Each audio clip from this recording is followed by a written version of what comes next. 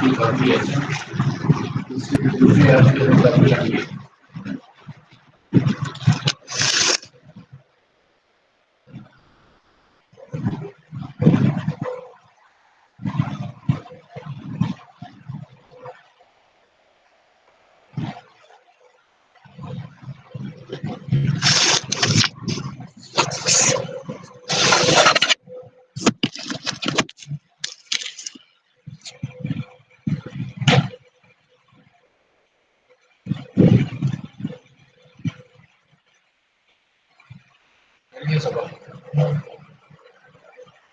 نحمده ونصلي على رسول الكريم أما بعد فأعوذ بالله من الشيطان الرجيم بسم الله الرحمن الرحيم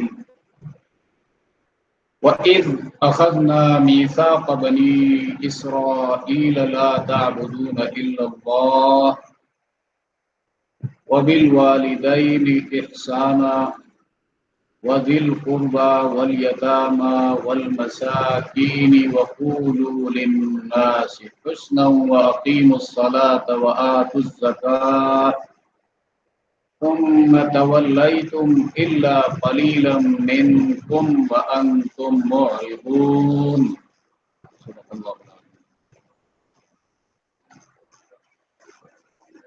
اب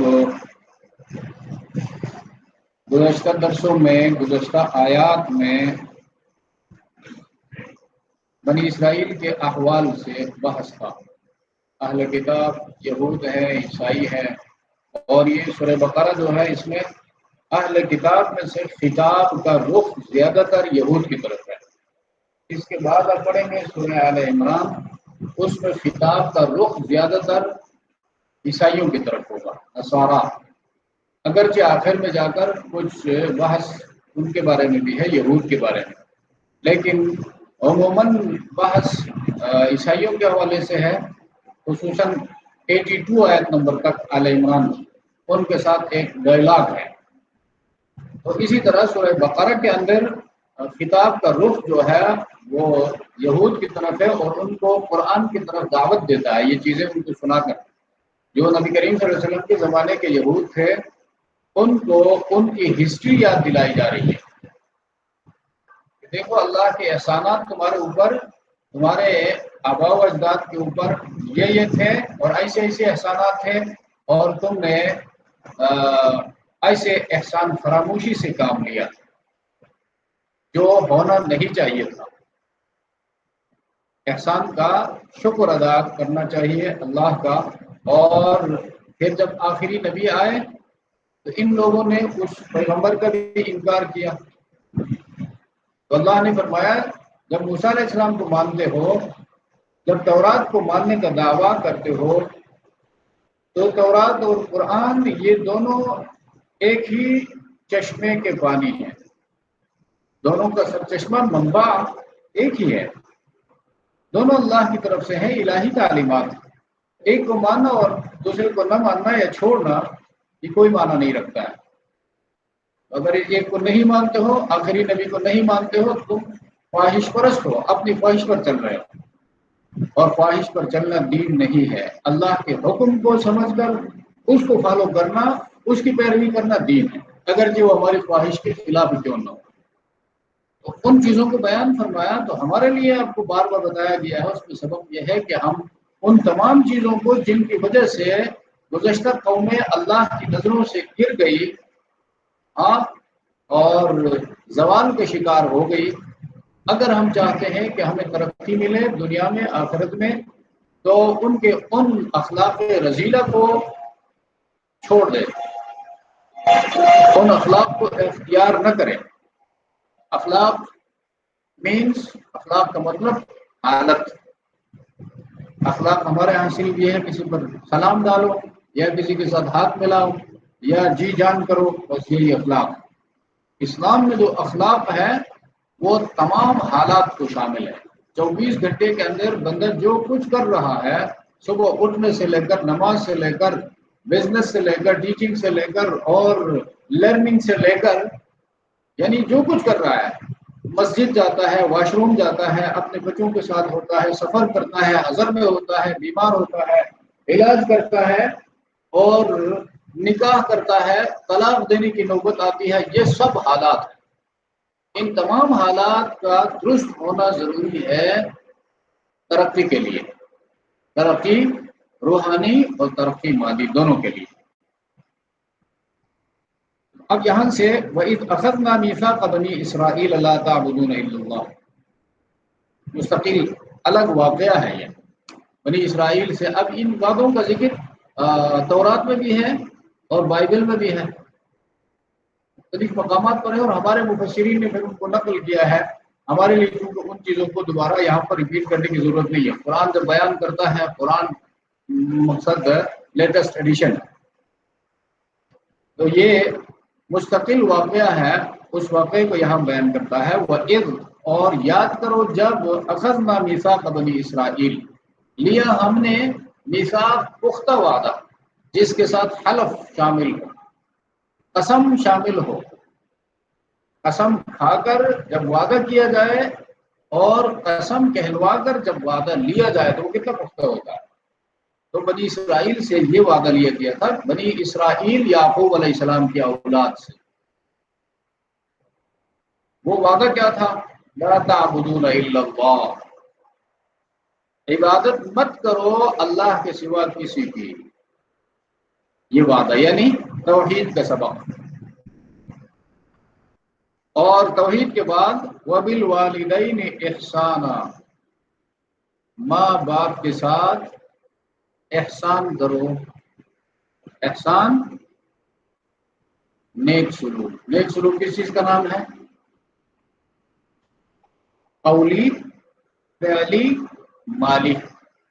بات بھی ان کے ساتھ نرم کرو اور شائستہ بات کرو اور تہذیب کے ساتھ گفتگو کرو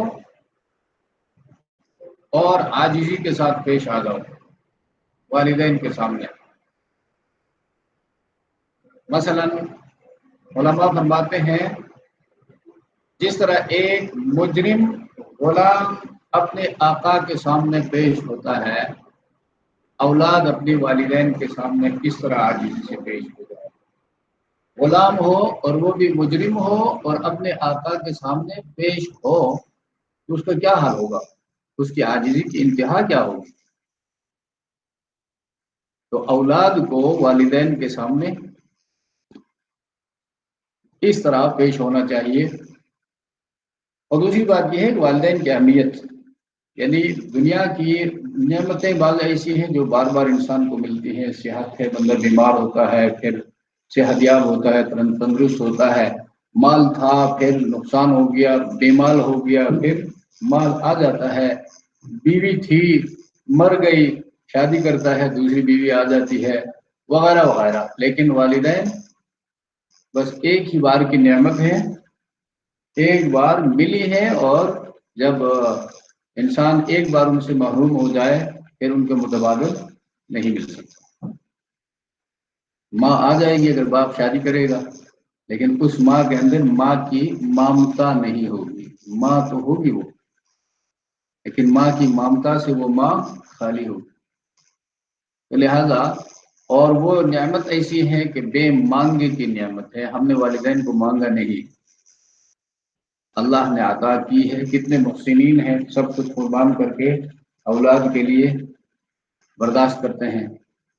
اس لیے قرآن کریم نے ان کا حق جو ہے بار بار بیان کرتے ہیں، اور یہاں پر دیکھو توحید کے بعد بھی ان کے حق کا بیان ہے۔ اور پھر صرف اسلام کی بات نہیں، یہ تو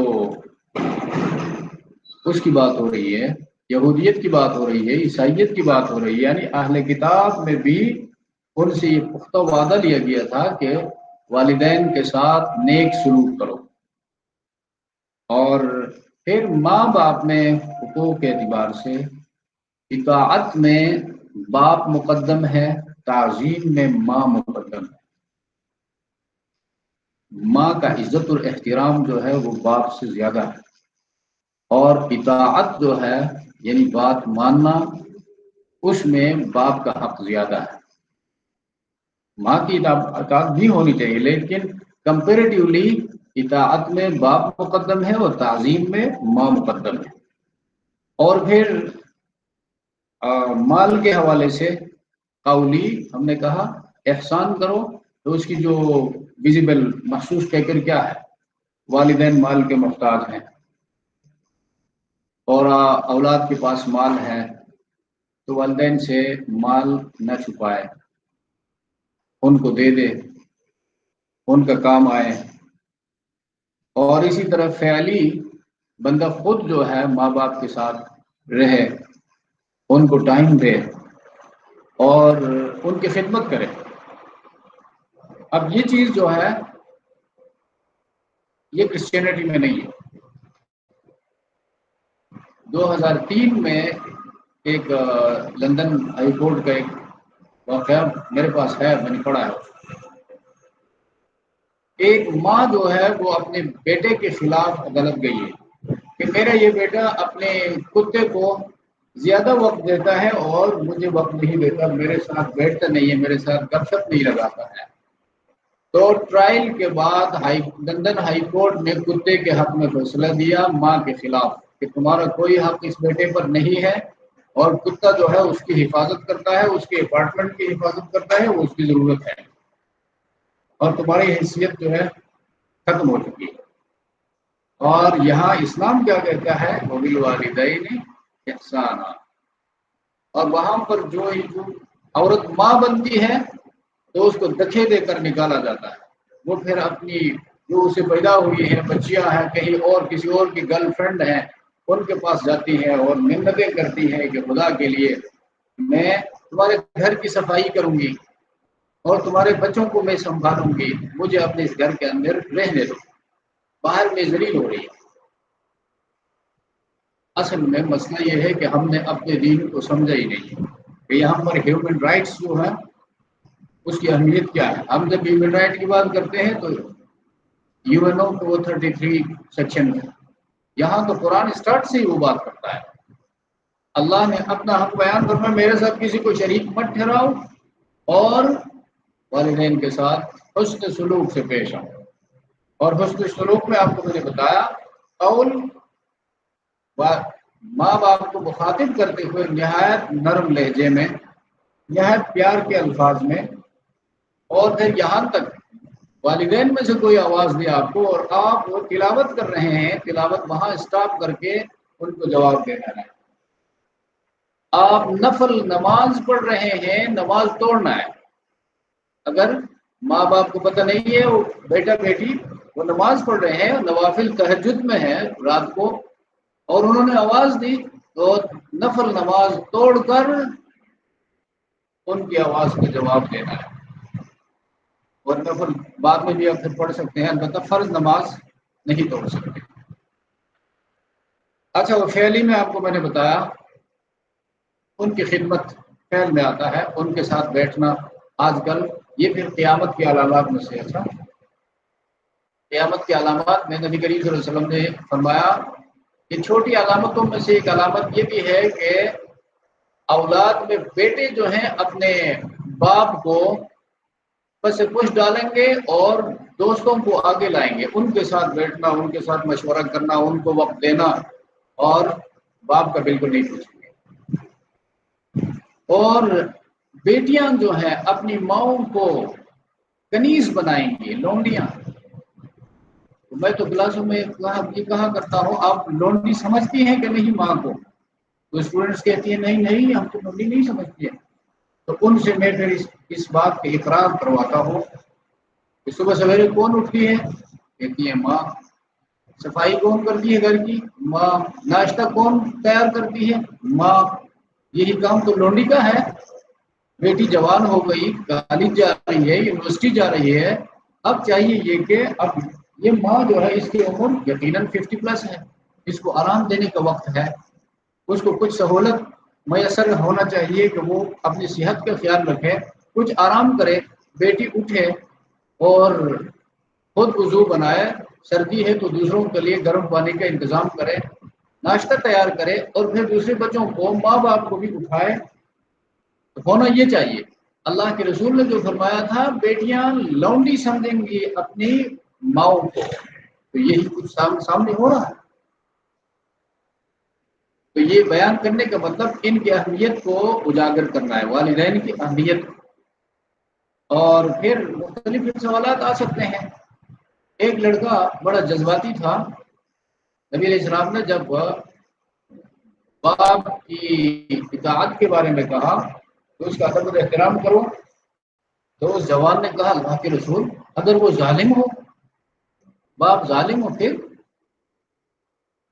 اب دیکھو بیٹا جوان ہو کر باپ کو ظالم کہے، بہت خطرناک بات ہے۔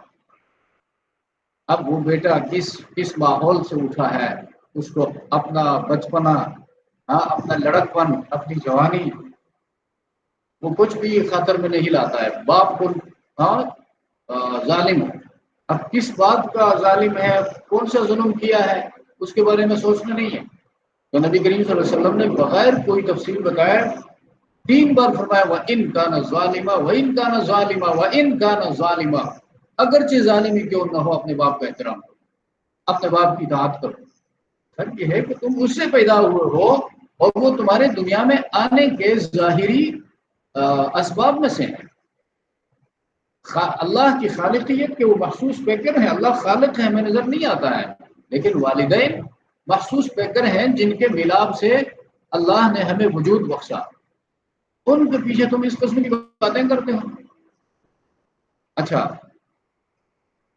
اور یہ 3 باتیں، بات بھی ان کے ساتھ نرم ہو، بات ان کی مانی جائے، ان کی خدمت کی جائے، اور مالی حوالے سے ان کے ساتھ تعاون کیا جائے۔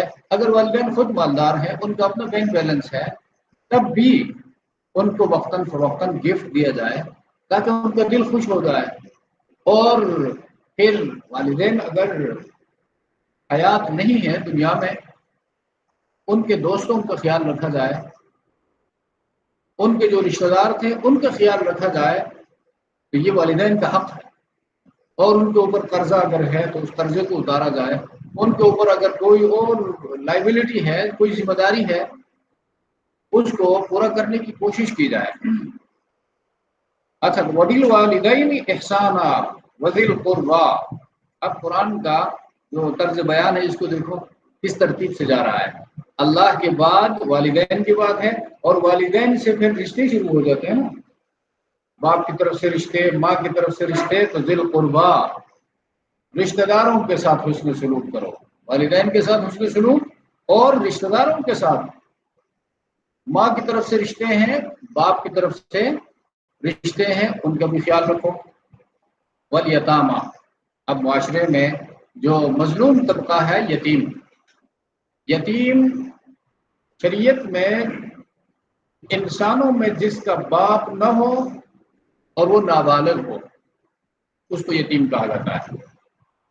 اور باقی انسیکٹس جو ہیں، کیڑے مکوڑے، چرند پرند، ان میں جس کی ماں نہ ہو وہ یتیم ہے۔ انسانوں میں جس کا باپ نہ ہو وہ یتیم ہے۔ اور لا یتم بعد البلوغ، بالغ ہونے کے بعد پھر یتیم ہونا نہیں ہے، پھر تو ہم سب یتیم ہوں گے۔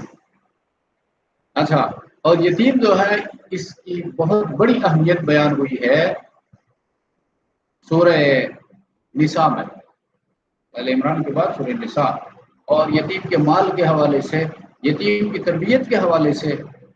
اور نبی کریم صلی اللہ علیہ وسلم نے فرمایا انا وکافل الیتیم کہاتین، اس طرح کر کے وکٹری کی نشانی بنا کر فرمایا قیامت کے دن میں اور یتیم کے سر پر شفقت کا ہاتھ رکھنے والا، اس کے ساتھ ہمدردی کرنے والا قیامت کے دن اس طرح کھڑے ہوں گے جس طرح 2 انگلیاں، صرف نبوت کے درجے کا فرق ہوگا۔ اس میں بھی ان تمام امور کو مد نظر رکھنا چاہیے، ملحوظ رکھنا چاہیے، عقیدہ اس کا درست ہو، جس سے اعمال بھی درست ہو۔ تو اس عمل کی جو اہمیت بتائی گئی ہے، اس عمل کی اہمیت اللہ کے رسول نے اس حدیث میں بیان فرمائی۔ تو یہاں پر پھر معاشرے میں جو ہوتا ہے، یتیم کا مال کھایا جاتا ہے، اور بے دردی کے ساتھ، بے دریغ، یہ ایسا نہ ہو کہ یتیم جلدی بالغ ہو جائے اور اپنا مال ہم سے مانگ لے، مطالبہ کر لے کہ جی میرے باپ کا اتنا بینک بیلنس تھا، یہ تھا وہ تھا، اس سے پہلے اس کو ختم کیا جائے، اور یتیم پر 100 روپیہ لگا کر 1000 روپیہ اس کے حساب میں لکھا جائے، یہ سب کو اس کرپشن میں داخل ہے۔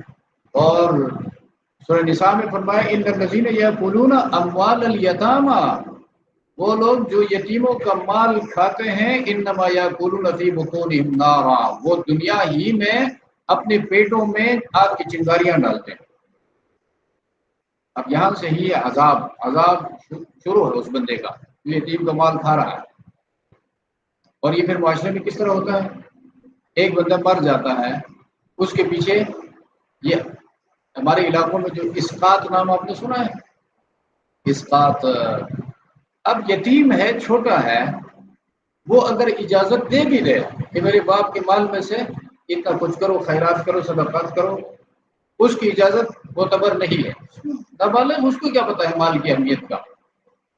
اور اس کے خاندان کے لوگ اور علاقے کے لوگ پھر جمع ہو جاتے ہیں اور مال جمع کر کے اس میں سے مختلف چیزیں خریدتے ہیں۔ بعض نقدی جو ہے جمع کر کے لاکھوں روپیہ، ہزاروں روپیہ جو ہے اس یتیم کا مال بھی اس میں شامل ہوتا ہے، باہر تقسیم کرتے ہیں۔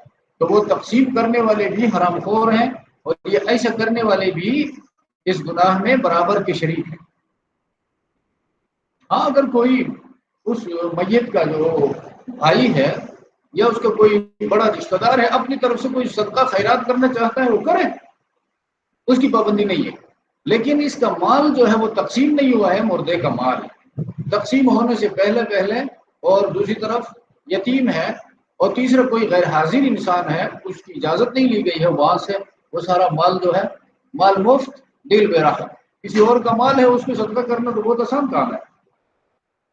تو بہانہ یہ کرتے ہیں کہ اس کے پیچھے یہ نمازیں تھیں اور یہ روزے تھے اور یہ تھا وہ تھا، بس یتیم کے مال کو ہتھیانے کے لیے، اس پر قبضہ کرنے کے لیے یہ ایک طریقہ ہے، ایک بہانہ ہے، جو وہی یہودیت والا چال ہے، مختلف بہانوں سے لوگوں کا مال وصول کرنا۔ اس کی گنجائش شریعت میں نہیں ہے۔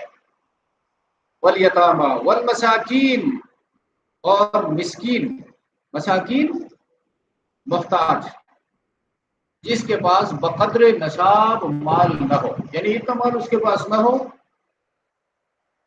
کہ اس پر زکوٰۃ فرض ہو، اس لیے کہ ہو سکتا ہے اس کے پاس ایک ریڑھی ہے جس کے ساتھ وہ اپنا گزارا کر رہا ہے۔ قرآن کریم اس میں سورہ کہف میں یتیموں کا بیان ہے۔ اما السفینۃ فکانت لمساکین یعملون فی البحر، کشتی جو تھی وہ مساکین کی تھی، وہ لوگوں کو پار نکالتے تھے، دریا عبور کرواتے تھے، اور وہاں سے اپنی مزدوری وصول کرتے تھے۔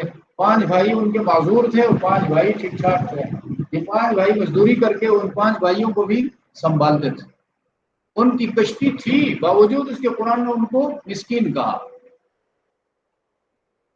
وہ اپنی مزدوری کے لیے ان کا یہ ان کی گاڑی تھی گزر اوقات کے لیے، تو بقدر نصاب اس کے پاس نہ ہو، وہ مسکین ہے۔ وقولوا للناس حسنا، ہاں بھائی، تو اب یہاں پر بیان ہو رہا ہے، دیکھو ہیومن رائٹس ہیں۔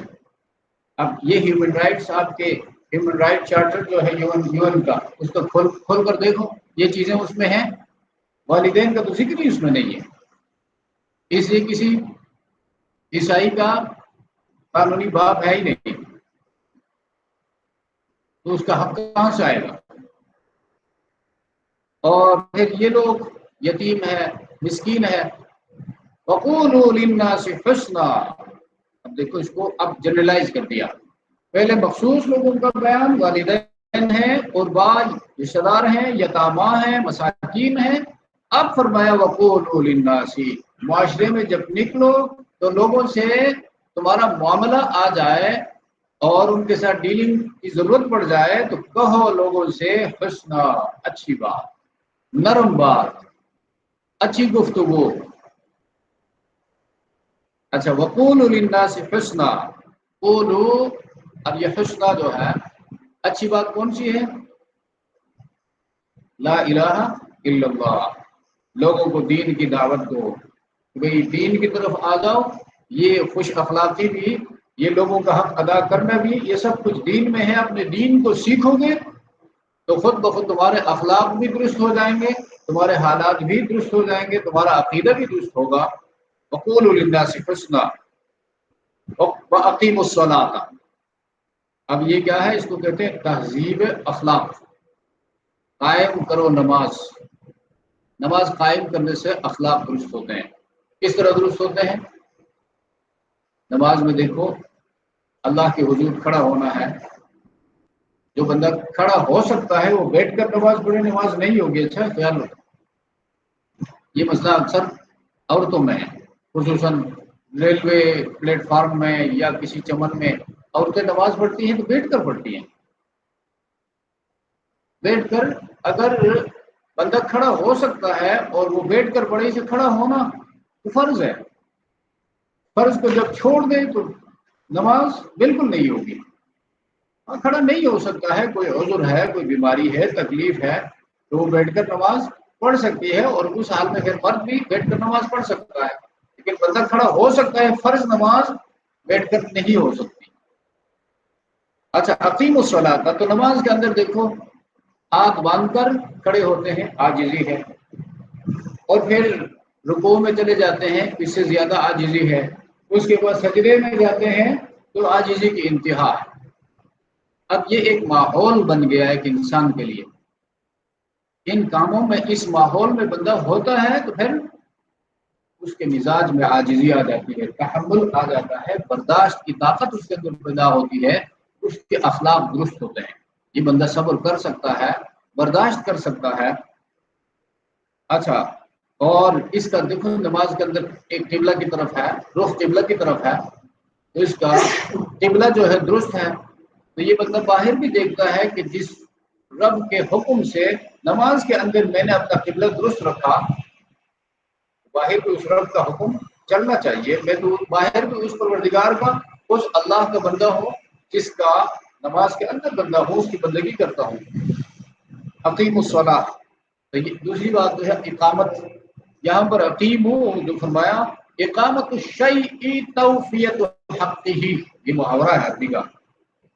ये इकामत उस वक्त बोलते हैं अरबी में जब किसी चीज का पूरा पूरा हक अदा करना हो, उस वक्त कहते हैं इकामत शै। अब नमाज का भी पूरा पूरा हक क्या है? वक्त पर नमाज पढ़ी जाए, वुजू के आदाब को सही तरीके से मद्देनजर रखा जाए, उसमें फराइज हैं, उसमें सुन्नत मुअक्किदा हैं, उसमें मुस्तहबात हैं, उन तमाम का ख्याल रखा जाए तो कामिल वुजू होगा। और उसके बाद फिर जमात के साथ नमाज अदा की जाए, और जमात भी बड़ी मस्जिद में हो तो और ज्यादा सवाब है। किसी बड़े आलिम दीन के पीछे हो तो उसका अजर उससे भी ज्यादा है। जमात की नमाज के हवाले से आप सुनते रहते हैं ना कि 20 दर्जा ज्यादा है, 27 दर्जा ज्यादा है। तो ये इसलिए कि किसी बड़े आलिम के पीछे और किसी परहेजगार आलिम के पीछे या किसी बड़ी मस्जिद में जाकर जिसमें लोगों का हुजूम रश ज्यादा है, तो उस हुजूम और जमात की वजह से अजर बढ़ जाता है। या जो आलिम है वो इमामत कर रहा है, नमाज के तमाम मसाइल से वो आगाह है और खुद अमल करने वाला है, तो उसकी परहेजगारी की वजह से उसके पीछे नमाज भी कदर वाली होगी, उसका वेटेज जो है वो बढ़ जाएगा। अच्छा, और फिर मर्दों के लिए औकात जो हैं, अगर अपनी नमाज आप पढ़ते हैं तो जो ही वक्त दाखिल हो जाए उस वक्त नमाज पढ़नी चाहिए। मसलन औरतों के लिए हमारे इलाकों में मसाजिद में इंतज़ाम नहीं है जमात का, तो घरों में नमाज पढ़ती है, तो जो ही वक्त दाखिल हो जाए औरतें नमाज अदा करें। ये नहीं कि वक्त जो है वो टाल कर और गुजार कर, मुस्तहब अव्वल वक्त भी गुजर गया और फिर दरमियानी वक्त भी गुजर गया, आखिरी वक्त में मकरूह वक्त जब दाखिल हो जाए फिर उठकर बस एक बोझ जो है अपने सर से उतार दी। ये इकामत शाही में दाखिल नहीं है, इकामत सलाह में दाखिल नहीं। इकामत सलाह का माना ये है नमाज का पूरा पूरा हक अदा किया जाए। तो ये हक में वुजू से लेकर, आदाब से लेकर, जमात से लेकर, इखलास से लेकर, उसके अंदर कुरान की तिलावत होती है, खुशू हुजूर से लेकर یہ ساری چیزیں اس میں داخل ہیں۔ وآتوا الزکاۃ، آتوا الزکاۃ، دیکھو قولوا للناس حسنا واقیموا الصلاۃ وآتوا الزکاۃ، اور ادا کرو زکوٰۃ، یہ مالی عبادت ہے اور نماز بدنی عبادت ہے۔ دین کے اندر جتنی بدنی عبادات ہیں وہ سب نماز کے نیچے آ گئے، اور مالی عبادات جتنی ہیں وہ سب زکوٰۃ کے نیچے آ گئی۔ یہ اصول قرآن بیان کرتا ہے، اور ان دو کو بیان کیا ساتھ ساتھ، اور قرآن میں یہ ساتھ ساتھ آئے ہیں، اقیموا الصلاۃ وآتوا الزکاۃ بار بار آئے ہیں۔ اس کی مطلب یہ ہے کہ یہ نماز جو ہے یہ ایڈورٹائزنگ ایجنسی ہے زکوٰۃ کے لیے۔ اب زکوٰۃ مشکل کام ہے، ایک بندہ زکوٰۃ دیتا ہے، مال کا حصہ نکالتا ہے، وہ بندہ پھر کسی غیر مستحق کو زکوٰۃ پکڑا دے کہ بھائی یہ زکوٰۃ میں قبول کرو، زکوٰۃ ادا نہیں ہوگی۔ اس کے لیے مستحق کو ڈھونڈنا بھی زکوٰۃ دینے والے کی ذمہ داری ہے۔ غیر مستحق کو زکوٰۃ دے گا تو زکوٰۃ ادا نہیں ہوگی۔ اس لیے جماعت کی نماز کے ساتھ زکوٰۃ کا ذکر آیا ہے۔ جماعت کی نماز، ایک بندہ اپنے علاقے میں نماز پڑھتا ہے 5 وقت، تو 1 مہینہ نہیں، 2 نہیں، 6 نہیں، سال 2 سال مسجد میں نماز پڑھتا ہے، اور علاقے کے سارے لوگ وہاں آتے ہیں، ایک دوسرے کے ساتھ انٹریکشن ہوتا ہے، ہلو ہائی ہوتا ہے، سلام دعا ہوتی ہے، ایک دوسرے کے حالات سے وہ ایک دوسرے کو آگاہ کرتے رہتے ہیں کہ بھئی آپ کا انکم کیا ہے۔ آزادی میں ایک دوسرے سے پوچھتے بھی ہیں انکم کیا ہے، گھر میں کتنے لوگ کمانے والے ہیں، خرچہ کیا ہے، بلوں کا کیا بنتا ہے، اور بچے پڑھنے والے کتنے ہیں۔ بندہ اندازہ لگا سکتا ہے کہ اس بندے کا کوئی انکم نہیں، لہٰذا یہ زکوٰۃ کا مستحق ہے، لہٰذا اپنی زکوٰۃ کو میں اپنے پڑوسی کے حوالے کر دوں۔ اس لیے یہ حکمت ہے نماز کے ساتھ قرآن کریم نے زکوٰۃ کو ادا کیا، بیان کیا۔ تو نماز بدنی عبادت، زکوٰۃ مالی عبادت ہے۔ اور پھر آتو میں حکمت یہ، دیکھو ہم لوگوں کو بلاتے ہیں، اگر کسی کو زکوٰۃ دینا چاہتے ہیں تو ٹیلی فون کر کے جی آ جاؤ۔ قرآن کہتا ہے لے جا کر اس تک پہنچاؤ، یہ تمہاری عبادت ہے۔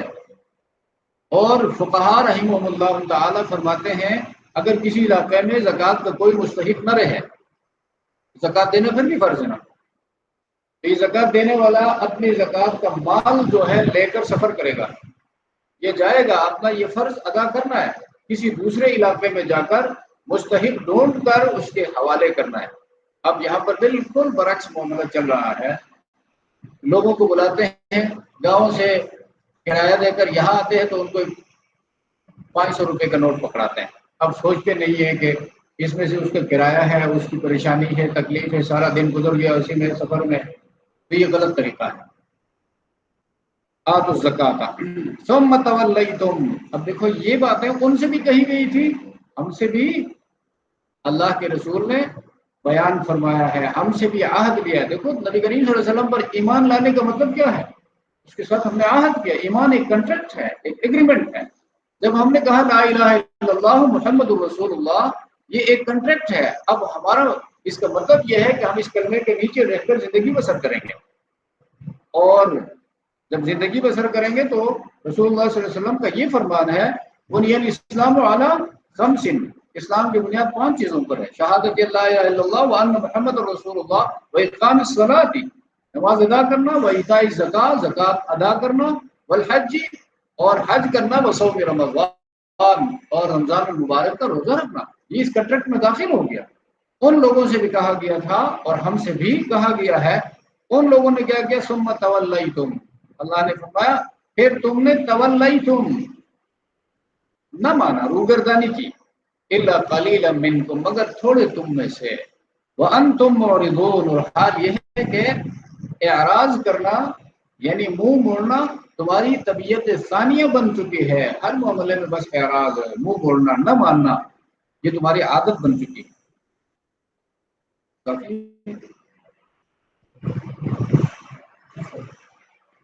ٹھیک ہے، سبحان ربک رب العزت عما یصفون، سلام علی المرسلین۔ اور کوئی اس حوالے سے کوئی مسئلہ ہے تو پوچھ سکتے ہیں۔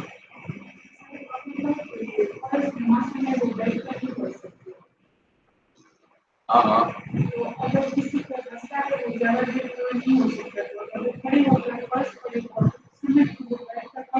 ہاں ہاں اس میں تو پھر وہ ہے گنجائش ہے، فرض نماز کی بات میں نے کی ہے۔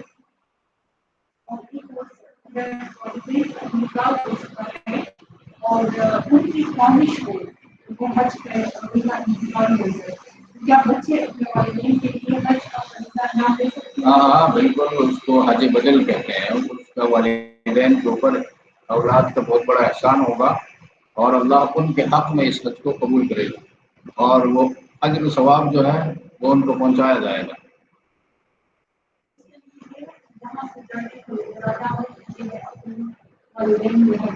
ہاں ہاں، جس شہر کے وہ رہنے والے ہیں اس شہر سے بندہ سفر کرے، یعنی وہ اولاد خود کرتی ہے یا کسی اور کو بھیجتی ہے اولاد اپنے والدین کے لیے، وہ اس شہر سے بھیجے۔